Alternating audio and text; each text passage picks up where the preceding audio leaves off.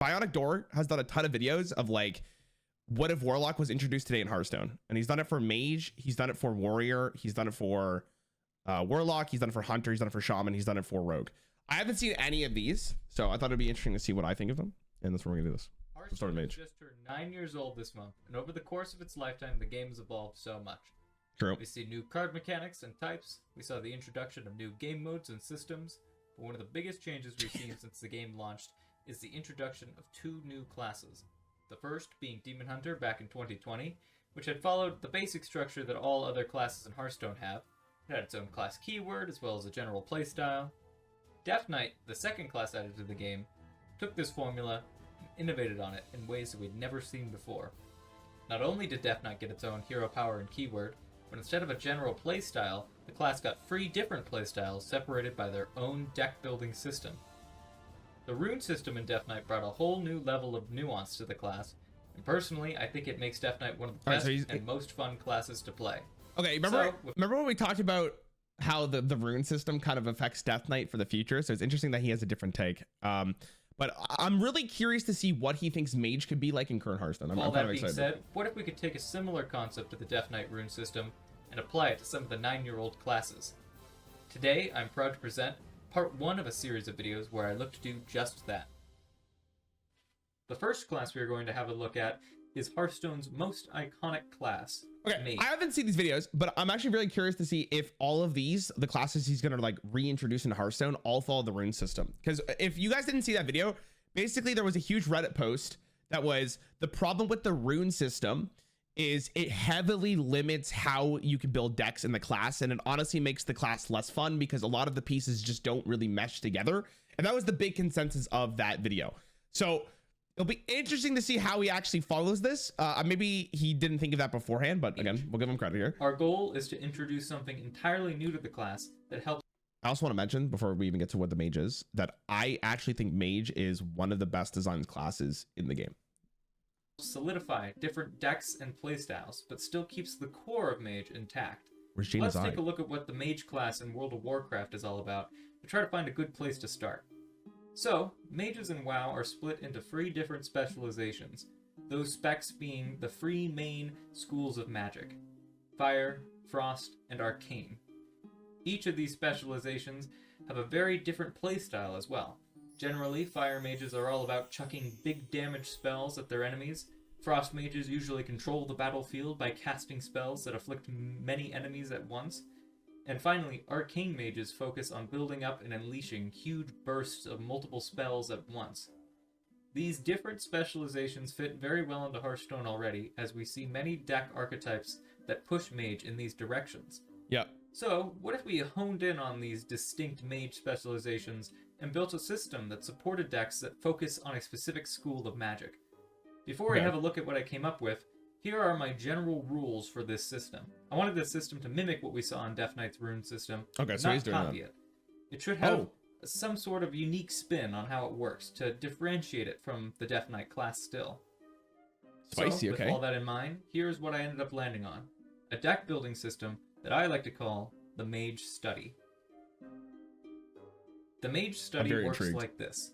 When building a deck, you choose a particular school of magic for your deck to study.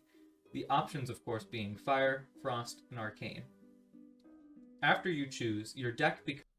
So they all do the same thing, but they're Fire, Frost, and Arcane. becomes a beginner in that field of magic, and your basic hero power is replaced to better suit your studied magic. Now, these hero powers may seem strictly cosmetic, as they all do the same thing that you're used to, being 2 mana and dealing 1 damage to an enemy of your choice. But they do have one specific utility. Each one is tagged with its respective spell school. Now, the reasoning for this is that these hero powers would be affected by school-specific spell damage. The reason I say school-specific spell damage, and not just spell damage in general, is because I feel like it would be a bit dangerous to have all the old spell damage cards affect the Mage hero power. Yes. And so, because there are not many cards that have school-specific spell damage, we can make new ones with this feature in mind. Also, I'd imagine the wording on school-specific spell damage cards be updated to just say the school they are affecting, and no longer 5 mana 4/7, Sittering Sorcerer, fire damage +1. Your hero power cost 1 less. That's a very weak card, I think. I don't know. Potentially, actually, it's probably okay. But if you make your hero power cost 1 less, it's almost like a 6 mana 4/7. Okay. Blessing Cold, 3 mana spell, gain 4 armor. Your hero has frost damage this turn. This is a very spooky card, but I kind of like the idea behind it. It's really, really interesting. Studious Scholar, 3 mana 2/3 arcane damage +1. Battle cry, discover a 1-cost spell. I mean, all of these cards, depending on how you balance the rest of the class, could actually see play, right? I'm basing this off what the current mage we have. This one's spooky, so is this one. This one's probably just okay. to make this more clear. Now, if you wish to take your deck study to the next level, you may choose to make your deck an adept deck. This is done by simply ensuring your deck always contains more spells from the school you are studying than both the other schools combined. Okay, that's cool. For example, let's say you have a fire deck with 6 fire spells. In that scenario, the deck may still contain a combined total of 5 spells from the frost or arcane spell schools. Note that spells from other spell schools or no spell school do not count towards these deck building restrictions. The reward for an adept deck is the following. 1. Mage spells randomly generated from cards you play can no longer generate spells from the 2 spell schools not being studied. So if you play a card that would discover a spell, that's a little scary, but sure. Adept deck, you can no longer discover fire or frost spells. And 2, the deck can now contain a special type of spell known as adept spells. Adept spells are more powerful spells from their respective schools. Now, I do not think it would be necessary to go back and make a ton of old spells into adept spells, but it could be a new way to balance some old cards if they wanted to. Wait, hold on. What am I missing here? This is 9 mana. This is 2 mana because you're an arcane adept. But what is this one? This is the same card. Am I wrong? Isn't this the same card? Am I missing something? Ice Flight does not need buffs. That's fair. Spells into adept spells, but it could be a new way to balance some old cards. This is runes. It's not just so. The problem with the rune system is that once you spec into blood, like let's say you want to do triple blood, you can't do any frost, right? So if you want to go 2 blood, 1 frost, it actually limits how powerful your deck can be because they make the good cards for each of the specs in Blood Knight a triple cost card. This is saying, which I actually think is a really good idea. I'm not saying like maybe this is what they should do in Hearthstone necessarily, but for an expansion, it could be really interesting. Like to have a legendary that start a game depending on how many spells you have in your deck. It changes your spells in your deck. I think that'd be really cool. But he's saying like, if you have more fire spells in your deck, you become a fire mage, which means that your fire spells, for instance, Pyroblast cost 1 less. That's kind of an interesting way of handling the situation. Finally, if you really wish to hone your deck in and become a master of a specific mage study, all you must do is only include spells from the spell school you wish to study. Doing this upgrades your deck to master status, which is represented by upgrading your basic hero power into a more powerful and unique hero power. Let's have a look at each of the different master hero powers. First up, for a deck that only has fire spells, the hero power Fire Bursts will help you throw more damage at your enemies. This hero power is your normal base hero power, but can be used twice on each of very important quote here. Hero power balance is off final. Very important. Turns. Next, we have Frost Storm for our Frost Mages. This hero power deals 1 damage to a minion and also damages minions adjacent to it. A very good board controlling hero power to deal with swarming decks, but at the cost of losing the flexibility of being able to damage the enemy hero. Finally, very we have interesting. Arcane Mage's I don't like that one. Ability, Arcane Missiles. This hero power does exactly what the spell of the same name did, dealing free damage randomly split among all enemies. It does come at a bit of a higher cost than the spell, but with it being able to be used each turn, I think the cost increase. I would change the arcane one. These new hero powers are the core of the system. They create a big reward for really focusing your deck on a specific spell school and mastering it. Each of the hero powers here, I tried to design to show off all the different playstyles mages have. That's really interesting. Okay. And with that, we're done with our first hero. Okay, so I'm just gonna we'll go through this a little bit more. So I actually really like the concept of beginner stuff, even though he did spell beginner wrong, which is fine. I think that actually is really interesting because it gives mage to like different ways of playing the class without actually limiting what you can play in the class, right? This is just the benefit, which is really interesting. It keeps the traditional way of playing mage if you just want to chill. That's pretty awesome. And then it takes it a step deeper which is if you have more spell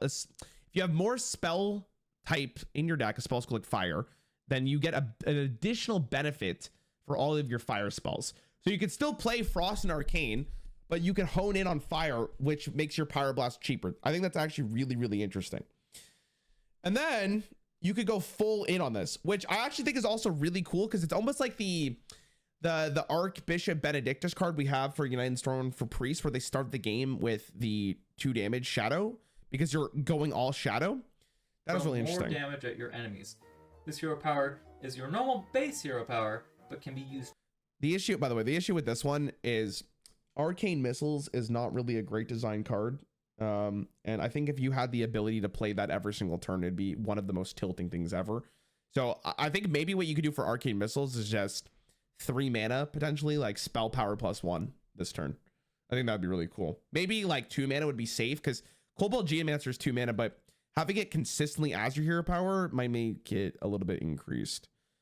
Arcane Mage in WoW is a single target burst if you base it on why is it 3 random targets. I think he just picked an arcane spell that was like probably pretty simple to base the hero power on. Is this just buffing Mage for no reason? No, like he's saying like how a Mage would look in Hearthstone if it was released today. So he took the concept of like Death Knight and how Demon Hunter was introduced into the game, and like what if Mage wasn't in the game already? This is what it looked like. I mean, I kind of like it. I actually really think the thought process is cool here. I don't think they have to like change Mage at all, but I could definitely see Blizzard make an expansion like this where it's just if you have more frost spells than if you have more frost spell schools than anything else in your deck, your hero power becomes Froststorm or something along those lines. That would be rather interesting. It would make Mage play a lot different, and it would make people feel really good to be like a Frost Mage, an Arcane Mage, or a Fire Mage. So I can actually see this. Cool design. All right, let's see the next one. Warlock. Hello everyone, and welcome back to Hearthstone Classes Revisited. This is next discarding cards. Every Warlock tends to keep one or more of these mechanics in mind when making their deck, and so our goal today will be to strengthen those core themes and add mechanics that would allow Warlock players to decide which of these aspects their deck leans into best. The system should add something new and fun while still naturally fitting into the game. I'd also want the system to expand upon the class's themes. Right now, the class definitely fits the Warlock mold very well, but I feel like it's missing some important tropes that are even present in the World of Warcraft version of the class. Okay, cool. I don't know too much about Warlocks in World of Warcraft. We have many different forms of curse effects. We see cards that afflict minions, as well as cards that give your opponent cursed spells, but I feel like those ideas are a bit clunky in design and don't really feel like a fleshed out mechanic. Okay. So, for the first of our new class mechanics, I designed a new form of the cursed spell. Listen, this guy's he's not a full-time creator, right? This is something he's just doing because he's passionate about creating, right? 100%. The new curses work like this. Each is given a target, and it affects that target. These spells negatively affect a target and repeat their effect on that turn for a given number of turns. So, what is that called again? Like a dot? And that's what it's called in World of Warcraft. I guess it's the same thing in League, right? Curses. Erupting Curse, 2 mana. Curse your opponent. They discard a card at the start of their next 2 turns. Okay, that's very interesting. That's for 2 mana, bro. That's spooky as hell. Yeah. Straining Curse, 1 mana. Curse your opponent. Their hero power cost health and mana during their next 3 turns. That one's very interesting. Health and mana. Wow. Okay. This one might be a little toxic. But... So, for example, a minion afflicted with the Agonizing Curse will take 3 mana. Lifesteal Curse a minion. They take 4 damage at the start of their next 2 turns. That's probably too weak, but I like the idea for it. 4 damage at the start of their turn and at the start of their next turn. These cards are more flexible in their design with more targeting options. They can also have more unique negative... Wait, that's a minion too? Okay. Will take inevitable style of gameplay, which is seen in the affliction specialization Warlocks have in World of Warcraft. We can even have other cards that synergize with these curse spells, or allow you to cast more of them, such as this Soulbound Walker. Now, you may what the hell is this? Hold on. Notice there's something a little off about this card. It has an additional number underneath its mana cost. This leads us into our next new Warlock mechanic, Soul Shards. Weren't Soul Shards already in the game? Weren't they like in Skullmance or something? Like, don't they add them to the deck? Am I wrong? Or am I thinking of something else? Soul shards are a new resource unique to Warlocks. Soul fragments. 5 of these soul shards are stored right next to your mana crystals in the soul shard bar. Soul shards are then spent on any cards that require them. A card that requires soul shards to be played will have a soul cost right underneath its mana cost, and when played, the card will expend the required number of soul shards. 1 mana, 1 soul shard, summon 2 1/1 imps, repeatable this turn. Oh, that's kind of sick. 0 mana, 2 soul shards, nether rejects, discover a card that you discarded this game and cost 2 less. Dude, I don't know why Blizzard hasn't put a card like this in the game yet. Like, discover a card you discarded this game. Like, this should be a card that's in the game, or like add the card you last discarded to your hand or something. I don't know. I like that. I really like that design. 5 mana, 3 soul shards, raving spirits, lifesteal, deal 3 damage to all enemy minions. Okay, cool. Now, how does one get their hands on soul shards? Well, of course, there would be some cards that grant them, but the main way is through our final Warlock system, the Soul Pact. The music, man? During deck building, a Soul Pact is formed by choosing one of the free packs offered to you. Whichever one you choose will determine how your deck will generate soul shards. Note that this decision has no impact on your deck building at all. It is simply a single choice that affects your soul shard generation. Let's have a look at the different packs you may choose to sign. Okay, hold on. What? Whoa. We're opening packs to do this? Okay. Let's have a look at the different packs you may choose to sign. First up, we have the Affliction Pact. This pact takes Gul'dan's entrance emote quite seriously, stealing the souls of minions by killing them with spells. Packs. Affliction Warlocks gain 1 soul shard. Dude, you know I played too much Hearthstone when. Whenever they cast a spell that ends up destroying at least 1 minion. Note, you do not gain a soul shard for each minion killed, only 1 if the spell killed a minion. Okay. Next up is Demonology. For the Warlocks who sell their souls, this pact allows you to spend some of your own essence by generating 1 soul shard whenever you damage yourself on your own turn. Okay. Interesting, cool. And finally, we have Destruction. That one's broken. The madness and chaos flows through you and rewards your destructive tendencies by granting you 1 soul shard whenever you discard a card. Okay, that could also be good. Okay, fair enough. Ensuring which pact best suits your deck's game plan is essential for building the best Warlock deck. Now that you have seen how soul shards work and the ways that you can generate them, let's look at one last card that really shows the power of soul shards. Put your souls together for the Doomed Lord Kazak.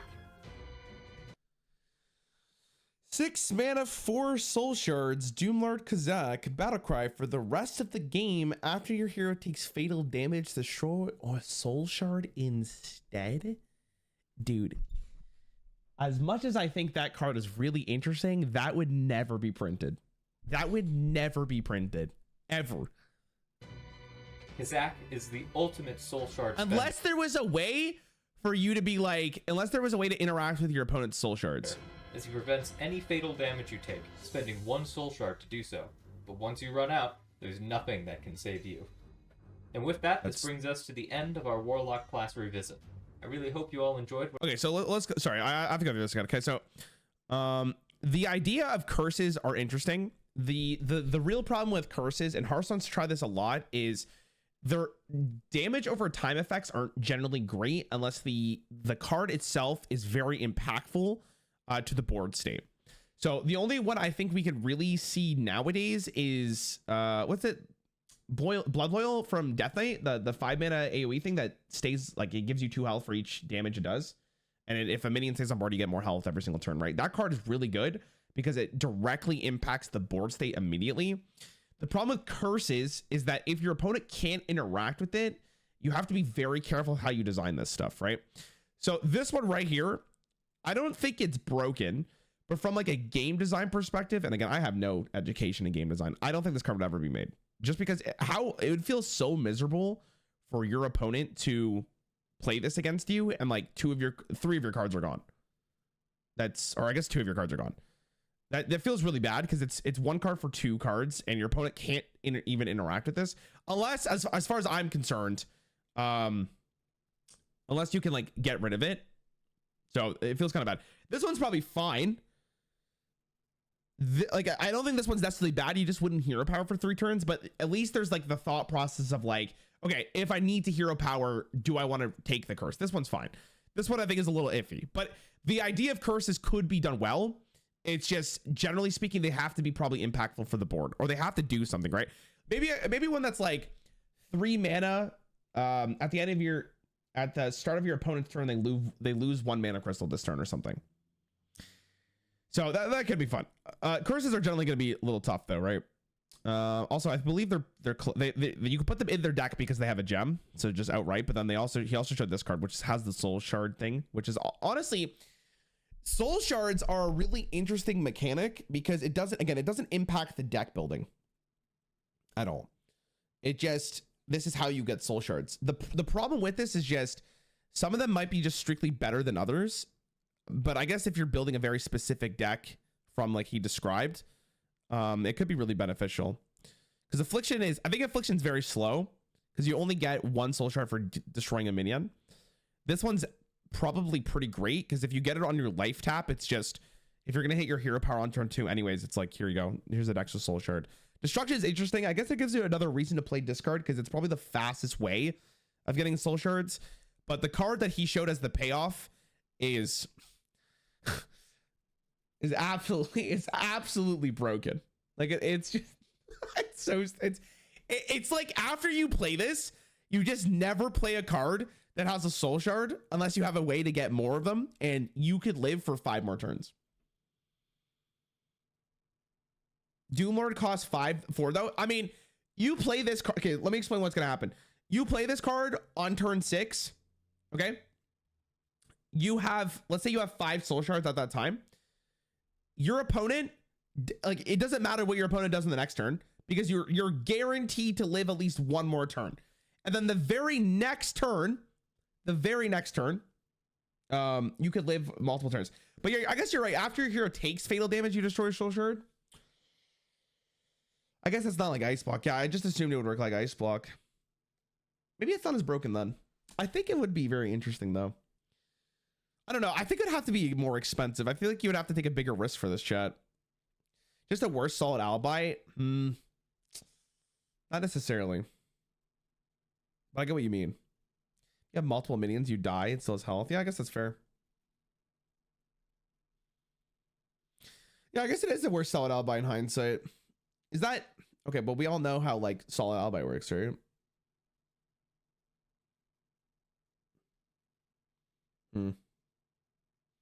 You can only have a max of 5.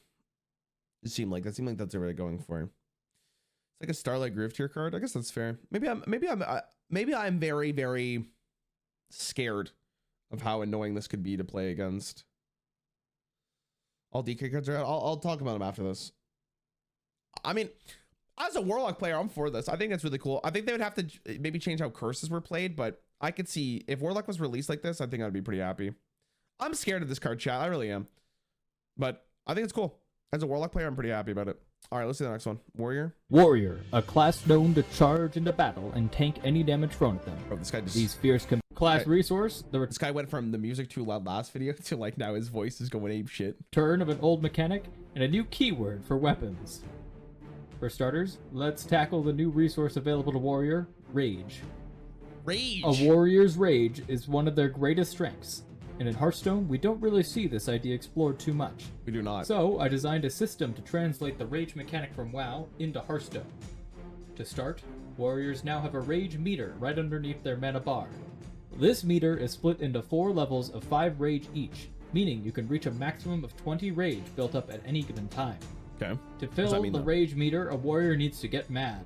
This can be done with cards that generate Rage, and by dealing or tanking damage with your hero. Whenever your hero is damaged, you gain that much Rage. And whenever you deal damage with your hero's attacks, you gain Rage equal to the damage dealt. Different playstyles may focus on gaining Rage in different ways. Aggressive decks may put the pressure on their opponents, running big weapons to ensure they can deal heavy damage each turn, while slower decks may tank a lot of damage, trading into minions to gain their Rage. One thing to keep in mind is that Rage is a resource that is not spent. Instead, it is lost in a mechanic called Rage Decay. Normally, 10 Rage is lost at the end of your turn. However, your Rage Decay is lowered by the total amount of Rage gained after the end of your last turn. So, for example, if you gain 4 Rage during your opponent's turn and 2 Rage during your own turn, You will only lose 4 rage at the end of this turn. You may be wondering, if rage isn't spent, then what do I do with it? The answer can be found with the return of the enrage keyword. This old keyword from Hearthstone's past is back in a new form. Cards with enrage now have an effect that only happens if you have a specific amount of rage, much like the recent keyword Mana Thirst. A lot of rage cards come in 4 different tiers for each level of the rage meter. For example, an Rage 1 card will require you to have filled the first quarter of your Rage meter. In Rage 2 or I'll just say it like from a UX design standpoint and a UI design standpoint, like this is it's too complicated for Hearthstone. Like I know that sounds like, I'm sure after playing with it a bunch, you would get a little bit more invested to it, but like I feel like there would be so many misplays with the enrage meter that I think people would get frustrated with it. And I'm not saying that because people are dumb. I'm not saying because like I'm stupid and I wouldn't be able to figure it out. It's just, you want Hearthstone to be as simple as possible because you want people to just pick it up and play whenever they get a chance, right? And this kind of mechanic I think would be too much. Fill the first quarter. Hold on, let's watch all of it before we get into it. 2 will require the first half, etc., etc. The intent of the rage system is to have warriors keep a constant focus on their rage throughout the game, ensuring they always have enough to gain the benefits from their powerful enrage cards. Now the last mechanic I have to show off is a brand new keyword specific to weapons. But before we get into that, just want to say if you're enjoying this concept so far, be sure to like the video and comment on what class you'd like to see next. Helps this growing channel a lot. Now let's talk about one of my favorite mechanics I've designed for these videos, defensive weapons. A keyword? With most weapons in Hearthstone, the utility either comes from the attacks you make with them, or any specific abilities they have. With defensive weapons, their utility comes from their efficiency at clearing boards and protecting your hero. A weapon with a defensive keyword remains active during both players' turns, meaning minions that attack your hero receive retaliation damage equal to the weapon's attack. But whenever your hero is attacked while you have one of these weapons equipped, it does still lose. Damages characters that attack your hero. After each attack, they lose your durability. Oh. So it does the damage in return? Okay. Lose 1 durability to ensure they do not stay up forever. These work great with the new rage mechanic, as during your opponent's turn, you will gain rage for any damage dealt to your hero, along with the damage your defensive weapon deals to each minion that attacked you. That once again brings us to the end of the video. Really hope this one's hard to unpack, so we'll talk about this. Okay. First and foremost, the rage ability, as much as I kind of like it, I don't think it's necessary. The problem with the rage ability, like we said before, is it's too much to keep track of, right? People, like when you play Hearthstone, the more that you're given, the more complicated the card game will be, and you're less likely to play the class, right? There's a reason why people just like playing aggro decks, because they're like simple to an extent, right? People like playing a deck that is simple and fun to play. Now, some people will really like this, but I think for Hearthstone, it doesn't really fit the gameplay of the game, right? I think what makes Hearthstone so enjoyable for so many players is how easy it is to follow. Now, could they do something with rage? Yeah, probably, right? They could do it as like, you don't have to keep track of losing rage or something. Like you could just hold it forever or something. I don't know. They could maybe do something like that. I don't know if this would actually get, like, you'd have to, I think this is a really hard one just to look at and be like, okay, this is easy to play with, whatever, right?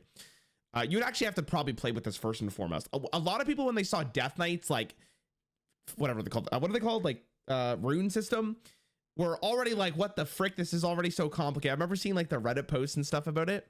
This would blow people's mind. Like it'd be like, what the hell? So as much as I do think the possibility of this could happen, right? You may be wondering if like the math system is just, oh my god, bro, it'd be crazy. It almost would be easier if it's like you would lose 5 in rage per turn regardless of what happens or something, and just make it easier to get in rage. I'm just gonna be real with you. Even though like we didn't really get to look at these cards, right? But is it even worth it? Like Vertebreaker, 3-mana 1/2 after your hero attacks, draw a card, and rage gain +2/+1. So you need 15 rage for that to be played. 6 mana 3/4. Give your hero +3 attack this turn. Your hero can attack twice this turn.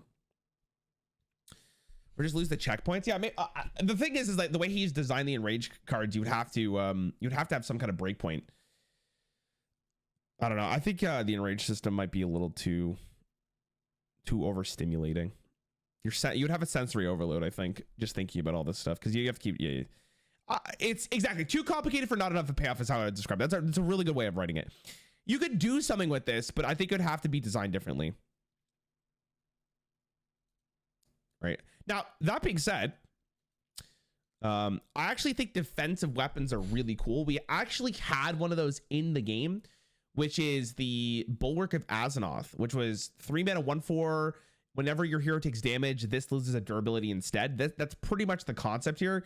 But I guess it actually deals the damage of the weapon to a minion that attacks your face, which is a mechanic that I'm really surprised has not been introduced into Hearthstone sooner. Like, you would think that a game that's been out for almost 10 years would have introduced that for a class, but maybe they tried it in testing and realized it's too complicated. I don't know. It's another thing you have to think about, right? Which I know that sounds like a really stupid complaint, but you want the game to be fun at a glance, and it might be too much. I actually really like it though. I could see them doing this at some point in the future. If they ever need like a really interesting warrior design, it could be really, really cool. I'm not as excited as I am for the other ones though. I think the Mage one so far is by far the best one, but I can get behind it. Okay. Greetings, travelers. Yo, what? And welcome Aggro killer? back to Hearthstone. Might be hard to balance too. Revisited. Or even if the face plays taut, we still go face. Wait, hover. What do you have in your mouth? Drop it. Oh, sorry about that. Welcome to Hearthstone Classes Revisited, the series where in each episode I take a fresh look at one of the 10 original Hearthstone classes, pre-Death Knight, and come up with new ideas when he's and passionate, mechanics for each of them. Today we are covering the Kings of at a base, hunter, ranged, or melee, Okay, he's beast traps, range weapons. Okay, I don't need the introduction.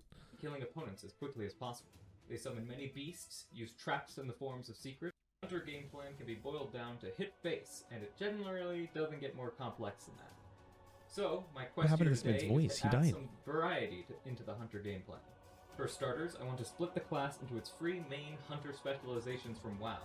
So now, when building a Hunter deck, you are prompted to choose between one of these Hunter focuses. These Okay. being the Beastmaster Hunter, Marksman Hunter, and Survivalist Hunter. After choosing a focus, your deck will be able to include specific cards labeled with the appropriate symbol representing your focus. Not only that, but your chosen focus will also affect Holy a shit, this subset is of so spells intense. in your deck that use a new keyword specific to Hunter, Focus. The Focus keyword is simple enough. Cards with Focus have a unique ability depending on what Hunter focus you chose during your deck building.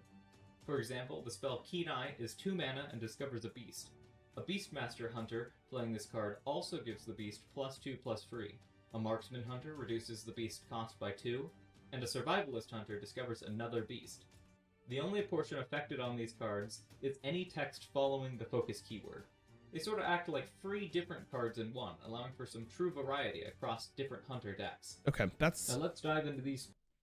that is actually one of the coolest things I've ever seen. The only issue with this is I don't know how they'll actually show it in like the deck building screen, because that's gonna take up a shit ton of UI. If I'm gonna be honest, it's shit like a ton of space on the deck building screen, unless like I guess when you pick the thing, it automatically transfers it over. Okay, I guess that could work. Okay, okay. Specific focuses themselves and learn more about the types of cards and mechanics you can expect from each focus. A hunter that chooses the Beastmaster focus will harness the animals of the wild and use them to assist in battle.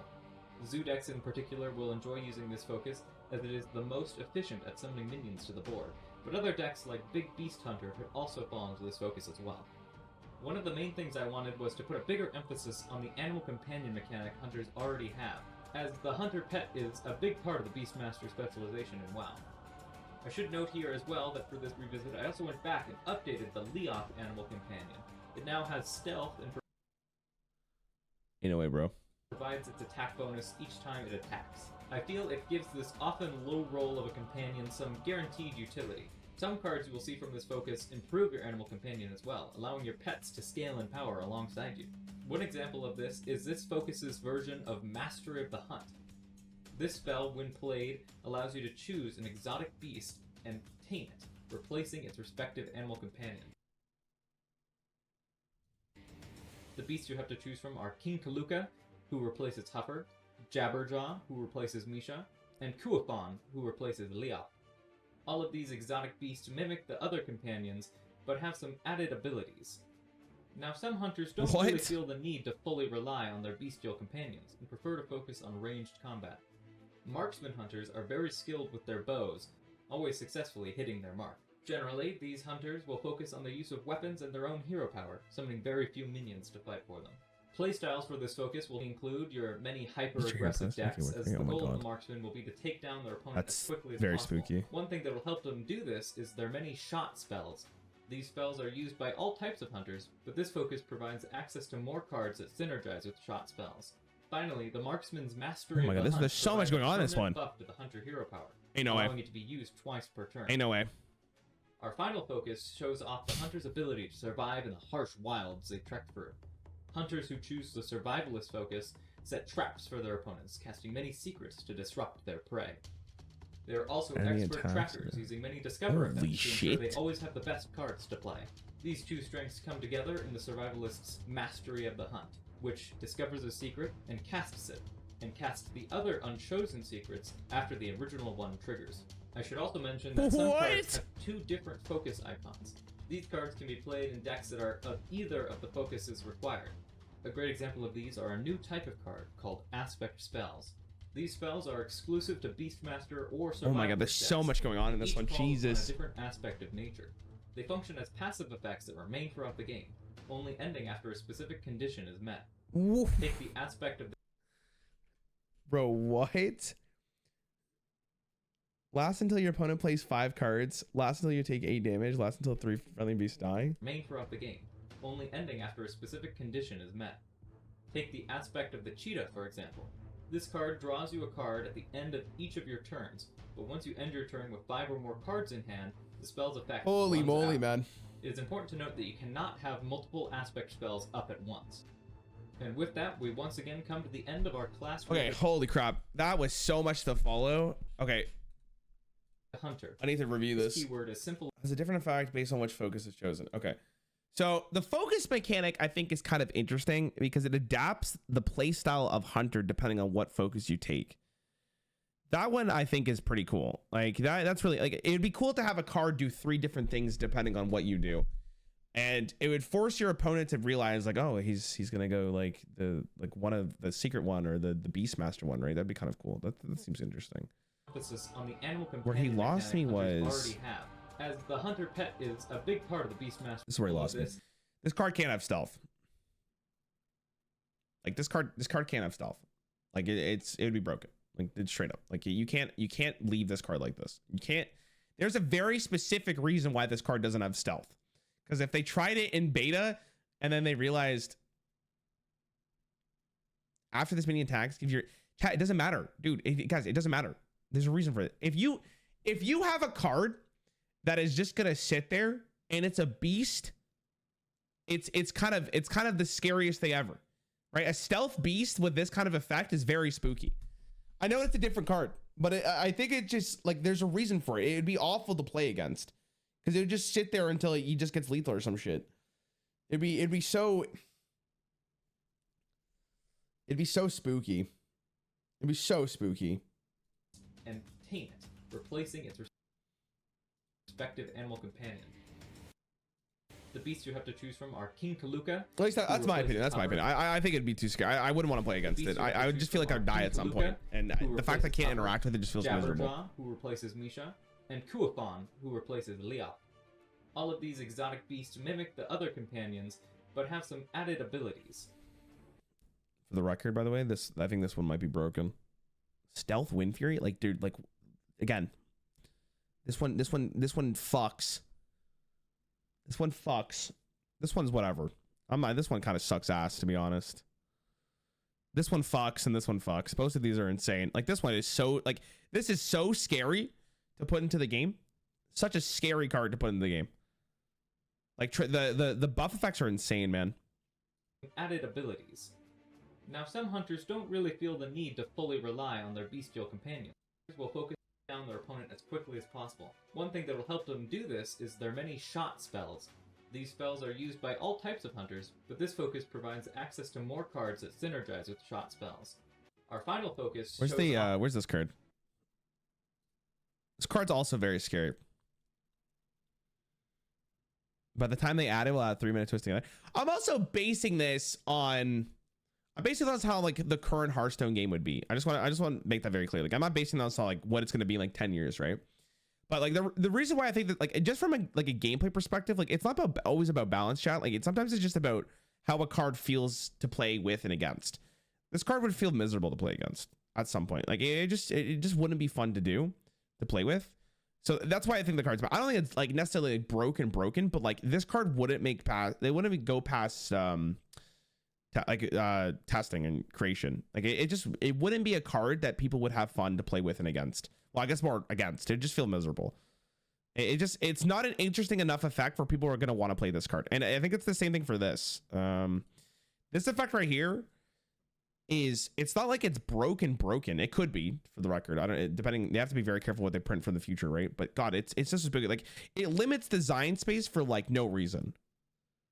So that's why like I'm not happy for this, especially because like if an aggressive deck is the best deck in the format, right? And there's no control deck that can answer something like this. We've seen what happens when like Questline Hunter gets to pop off. It could just be so spooky. And this aspect looks like you're just about to roll someone. The same way about every stealth card, no. But that card is very spooky. Because if you think about it, right?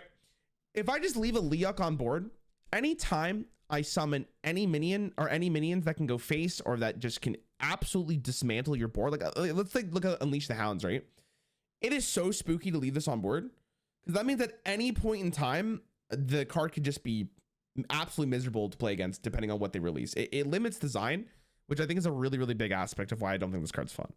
Would it be broken in reality? I'm not sure, right? Like I have to play with it, but I'm thinking it more like if I'm going to redesign a class, if I'm going to introduce a class like this, I wouldn't want something like this in the game that would make people just hate playing against it. And I would say the same thing about hero powering twice. Cards have two different focus icons. These cards have There's so much going on in this, though. Spells up at once. Wanted to, you could also Discover a secret, cast it after it triggers, casting their choices. Like this card's kind of cracked too, if I'm gonna be honest. Choose an exotic beach to replace one of your animal companions. This was interesting. Because that he was talking about it with this thing, right? You would almost pick this one every single time though.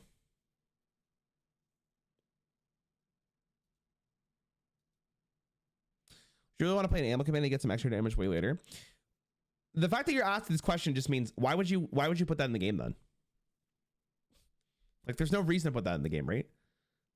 You wouldn't add to the game. Like I guarantee, like Hearthstone was probably like, should we add Leok with stealth? And they're like, right? Ring toss was 4 mana. Yeah, some of these are really, really good. The problem with, so I think my biggest thing with this one is I actually think that the idea of picking one to like specialize in is really, really cool. But the problem is like, it seems like it comes at the price of making that specific way of playing Hunter like really, really good. And if one of them is just, I'm going to fucking murder you. It's spooky. To be fair, I also think that like, I don't think Hunter is one of those classes that actually needs to be changed. I think Hunter's like a pretty good spot. I think if I was going to change Hunter with this, I would probably change what the hero power is. Like the hero power limits design so much in the Hunter class because it's the best hero power as the game goes on. So that's my issue with it. Is the rune sip is out of Hunter? Not really. No. All right, so this is the last one Rogue, for the time being. A class chosen by those who We got wish a to mic. live out the fantasy of being a skilled assassin or thief, or by those who want to win a lot of games. I think we can all agree that Rogue is a class that already has a lot going for it. They have good mechanics and a solid overall theme, but if there's one thing that Rogues really lack, it's a good greetings emote. Let's be real here, the pleasure is mine is not a real greeting. It is. Anywho, welcome back to One of the another best ones. installment of Hearthstone Classes Revisited, the series where It's a in class each redesign, episode it is, I yeah. take a class and add to it to reimagine what the class would be like if it was released into today's Hearthstone. I'm just gonna put this out here. this portrait should never be changed. Valeer's got one of the goated ones. Word updates. Our first keyword change is a very slight and minor change to the combo mechanic in Rogue. Now, whenever you play a card as a rogue, you gain a combo point. These points don't have any real effect on how the combo keyword itself works. All combo cards are still active as long as you have at least one combo point, but this changes so that rogues can now easily track how many cards they have played in a single turn. The second mechanic I'd like to touch on is a brand new keyword that would not necessarily be exclusive to Rogue, but instead used by melee damage classes like Rogue, Warrior, and maybe even Druid. This new keyword is called Wounding. A card with Wounding applies bleeds to characters that it damages. The amount of bleeds it applies is equal to the damage a wounding card does. What do these bleeds do? Well, at the end of a bleeding target's turn, that target takes damage equal to their bleeds and expends them. So like Blood Boil. I would also imagine that when restoring health to a bleeding character, the bleeds would be expended before any health is regained. Finally, we have one more keyword to overhaul, a change that when restoring health to a bleeding character, the bleeds would be expended before any health is regained. Finally, restoring health to a bleeding character, the bleeds would be Didn't he just say it happens at the end of the turn? So why would this be the case? Wouldn't this just go back to 30 and then they take 2 damage after? Okay. expended before any health is regained. Finally, we have one more keyword to overhaul, a change that I believe could bring a lot more intrigue into the rogue playstyle. In my opinion, one of Hearthstone's Healing least removes the interesting bleed. But mechanics. that's not what he said. That's not what happened either, dude. The bleeds would be expended before any health is It would be expended. Okay, so healing removes the bleed. Okay. Okay. He could have just said that. played. All your opponents, I believe, said could bring a expended. lot more intrigue into He literally the said rogue that. I guess fair playstyle. enough. Hang on, see, but In my played, all your code is used into the rogue playstyle. again, like this is. I'm not saying this is a bad mechanic, but like, why? Why would you add this? Like, what is the point of that? Right? Does in World of Warcraft, if you're bleeding and you heal, does it get rid of the bleeds?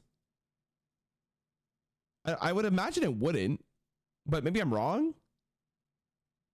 I just feel like this is too convoluted for Hearthstone's system. Like, honestly, if especially going in here, it doesn't heal the bleeds. Okay, it feels. The reason why I bring it up is because it's like it's just counterintuitive. Drastically changing how it is used. Now, That's why I was confused. I'm like, revamp what? this keyword, drastically changing how it is used. Now minions with stealth are entirely hidden from your opponent. When played, all your opponent will be able to see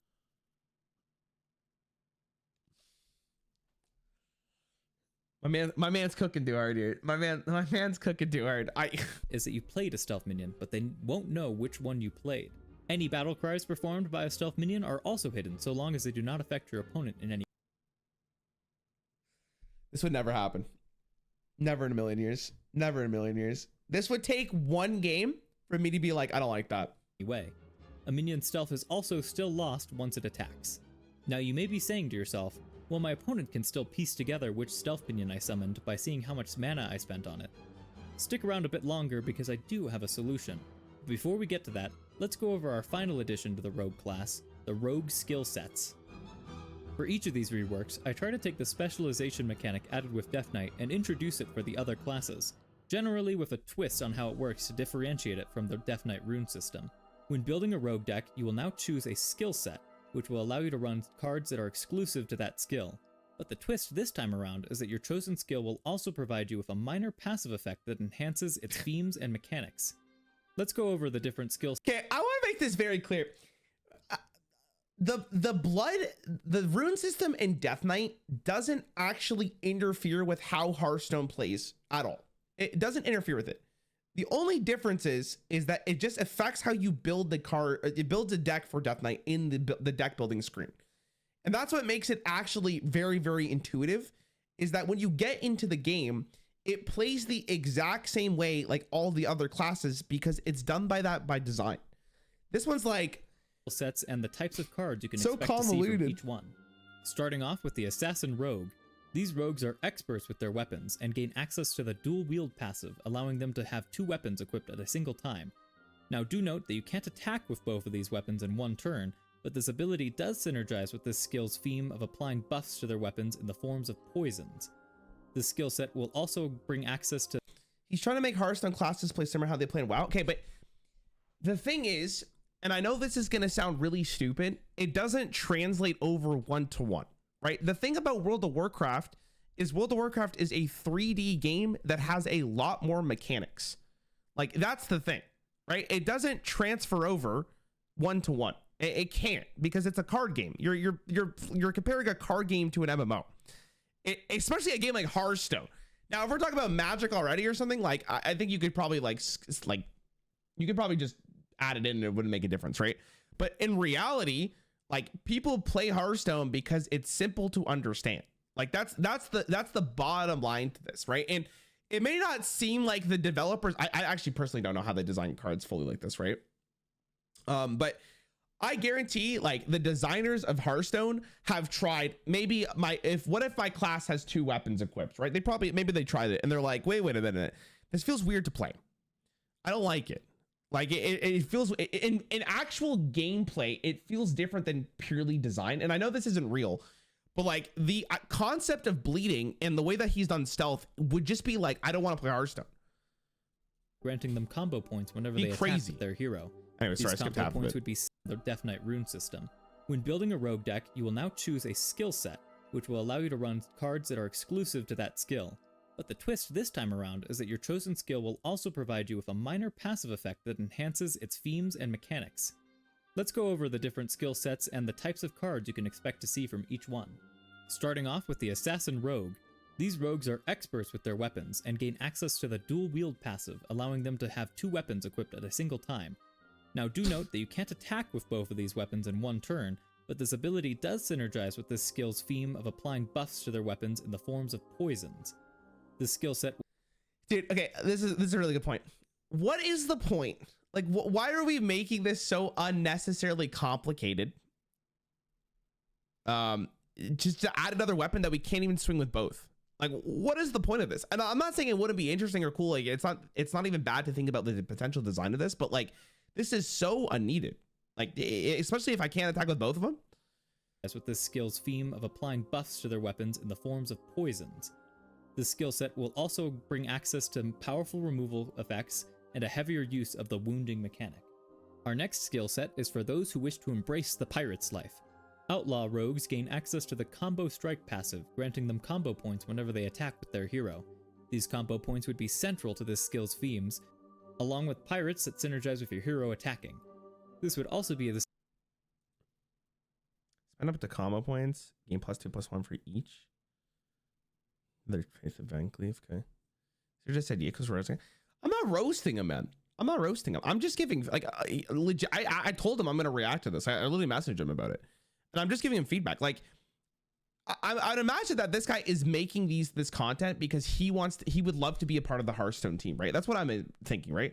You think the Hearthstone team, if he brought the concept of let me equip 2 weapons, wouldn't be like, okay, we've tried this before, but like, to be honest, it just didn't work out in practice. Like, they would tell him straight up, like, we haven't done this. Like it's not being mean. I'm just giving him constructive feedback on why this wouldn't be into the game. Like, I'm just being honest. Like, I'm not even a game designer, and I'm just someone who plays Hearthstone. I make content for the game, but I could tell you right now that like double wielding weapons, if you can't attack with both weapons, is so counterintuitive. It just wouldn't make any sense in the game.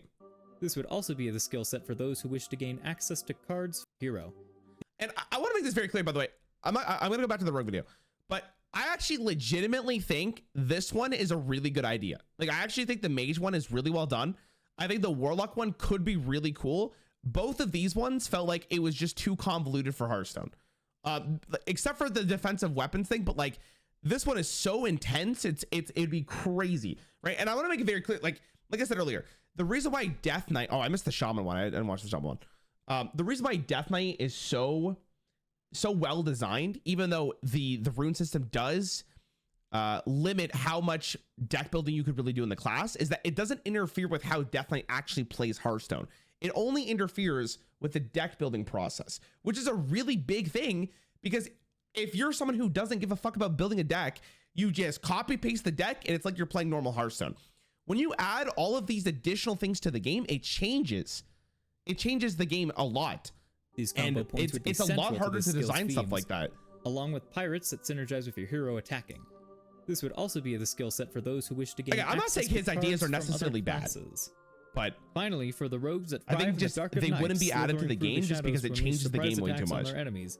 We have the Ambusher Rogue, who has access to the passive Hidden Movements. This passive hides any information about your hand, deck, and mana crystals from your See, opponent. again, like, bro, this is ruining the game. Like, this is adding something for literally no reason. Like, no reason. Like, the point of Hearthstone is managing resources and seeing what your opponent has as well. This would be awful. Like, it'd just be, you wouldn't have fun playing against it. Stealth minions. Hiding the deck and hand size also helps with concealing the effects of your stealth. So, like, again, in theory, right? It's like, oh, I want to make Rogue a little bit more stealthy. So what do? I hide their mana, I hide their stealth minions, I hide their hand size, and I hide how many cards are in their deck. Awesome. We figured out Stealth Rogue. But in practice, you'd be like, what the fuck am I playing against? Minions, such as this minion who is stealthed and draws a card. Of course, this skill has a heavy emphasis on the stealth mechanic, but you can also expect to see an emphasis on card draw and mana manipulation, as well as some big combo effects. Finally, the last card I want to show off is one of my favorite cards I've ever designed. Check out the Ambusher Legendary. Completely agree, but you can say the same thing about Death Knight and Titans if they were custom. I disagree entirely. Again, Death Knight, when you build the deck, it doesn't interfere with how the game is played. It doesn't. You're doing that in the deck building process. That is the best way of doing something like this because it makes the game feel different in a way that doesn't actually make it play different. Do you understand? And with Titans, it is the same concept. And I think Titans will be a little bit more of a jump because it's a brand new mechanic, but it doesn't actually change how Hearthstone is played.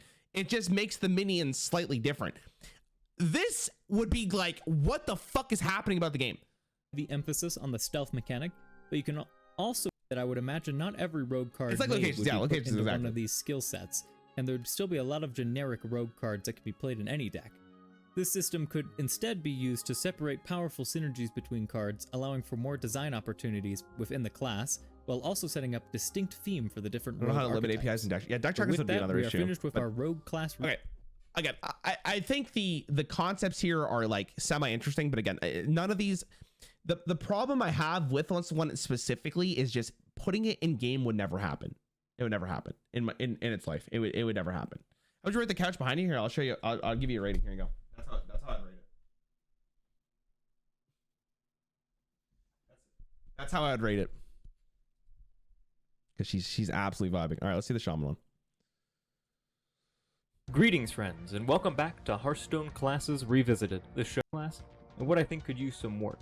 Shamans in Hearthstone are your typical magic casters, but rather than drawing on an arcane or holy source, they call upon the power of the elements themselves. Dude, I didn't even review the cards at all because, in my opinion, I don't think it's worth actually even discussing the thought process because I don't think they would be put into play. Channeling this power to summon the aid of elementals and create devastating. Skipped his favorite card. Okay, fine. I'll go back. I'll go see what it is. What is my favorite card? What's his favorite card? Rogue, a class chosen by those who wish to live out the fantasy in the This thing? rogue cards that can be played in any deck. This system could instead be used to separate powerful synergies between cards, allowing for more design opportunities What are you guys talking about? This one? in the class. Let me know what you think. So thank you so much. Well, that is all I've got for you this. If you've This? Any minions you play this turn have stealth into your next turn. Dude, this wouldn't see play. Like, dude, this wouldn't see play. Like, this would not even see play. Sorry, this wouldn't be in the game. Like, it just wouldn't be in the game. There's no way they would add this into the game. Absolutely not. You know how gross this would be with Shadow Step? Like, disasters. They also like to do a bit of wood carving in their spare time. Mechanically, these ideas are expressed with He said it's his favorite shamans card of having design. access Listen. to many. if he watches this video, or if he watches the stream, listen, this isn't an attack on you personally, man. This isn't. I'm glad you have your favorites, and there's videos that I have made that have not resonated well with the community. I just want you to know. But like, when you're thinking about making something into Hearthstone, you have to think about A, how balanced it is, but A, how the design interacts with Hearthstone. There is a reason why stealth as a mechanic was rotated in Hall of Fame pretty early on. Do you guys remember the card Conceal? It was rotated because the card was absolutely fucking miserable to play against, and it was broken. Did you see the Murloc? If you guys saw the Murloc challenge, it highlights it perfectly. It highlights it perfectly. It's actually fun to play against, bro. You're in the minority. There's a reason why they rotated it. Totems, and spells of the different spell school types. Like I don't even know why we're having this discussion. They rotated stealth because they genuinely felt like it was miserable to play against. On top of that, they also have their own keyword with Overload, which fits well into the Shaman theme and adds some interesting design outlets. Personally, I love the Shaman class in Hearthstone and think that all of these themes and mechanics already play very well. That being said, I think there is a core problem I have with the class, which is their hero power. Yeah, the Lieutenant Call, in my opinion, is both one of the least powerful and most unfun hero powers in the game. The random nature of it makes it feel like a risk to use. Yes. And on top of that, Yes, I think I agree. the overall totems don't provide enough utility to most Shaman decks. The healing totem always feels alright to roll, and the taunt one is certainly the best, but unless you're playing a deck centered on summoning totems or tokens in general, then it often feels like the hero power doesn't synergize well with your game plan.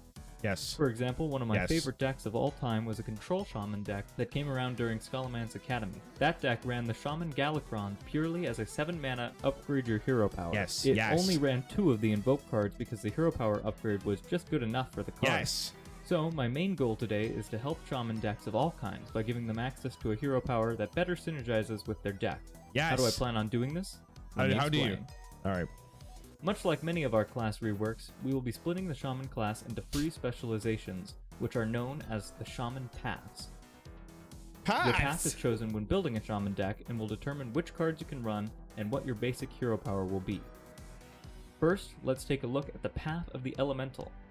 For Shamans who wish to master the elements and bend them to their will, this path grants you access to the hero power Lightning Shock, which deals free damage to a random enemy and overloads you for 1. Overload synergy would be one core aspect of this path, so having it on your hero power would really help. Dude, why would we, oh my god, why would we take the totem hero power that's already random and we would just add this? There's no way, man. There's no way. If we're going to redo the hero power, we got to make it so it's not a random effect. We just can't. We just can't. Speaking of which, I actually think this card's really cool. Those decks out. Other themes of this path would be a heavy use of elementals and synergies with casting spells of different spell schools. Next, we have the Path of Enhancement. These shamans imbue themselves with elemental power, represented by their hero power Rockbiter Weapon. This ability has an effect similar to the old card by the same name, and helps enable this path's main theme. Dude, what? I guess this isn't as broken, but this would be so fucking toxic to play with against with your hero with and Doomhammer in the game. Power. Now is probably a good time to mention that some cards can be run in 2 different paths. These have effects that would be beneficial for either path to run. For example, the card Wind Fury can be run in either an Elemental or Enhancement Shaman deck. Before we get to the last Shaman path, I want to say if you're enjoying this content... Again, I gotta make this very clear. Guys, just because this is how it works in World of Warcraft, it doesn't mean it translates over to Hearthstone. It doesn't work like that, guys. It doesn't. They're different games. They're different games entirely. Subscribe so you can see more of my class revisits when they come out. Helps out a ton. Alright, so last but not least, we have the Path of Restoration. This path is dedicated to the Control Shaman in me and has a heavy focus on restoring health. Their hero power, Healing Tide Totem, helps with this restorative game plan by giving them the ability to summon an improved version of the old healing totem, now with guaranteed base healing. Oh shit. Restoration Shamans will also have a good amount of totem synergy as well as a greater emphasis on frost spells.